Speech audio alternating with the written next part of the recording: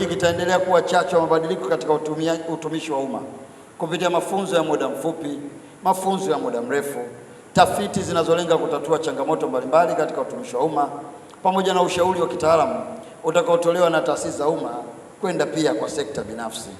Serikali itaendelea kushirikiana na uongozi wa chuo kuhakikisha kuwa bajeti ya maendeleo inaendelea kutengwa mwaka kwa mwaka ili kufikia malengo yanayotakiwa.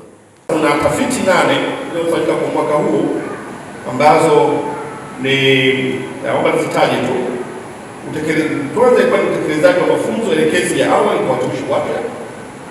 Tulifanya ule utafiti kujua utekelezaji wake mkoje, lakini sababu za uwepo wa migogoro miongoni mwa viongozi ambao wanateuliwa kwa Mheshimiwa Rais kwa ngazi ya serikali za mtaa, lakini pia tuliangalia changamoto za uongozi katika kusimamia ufanisi wa taasisi za umma.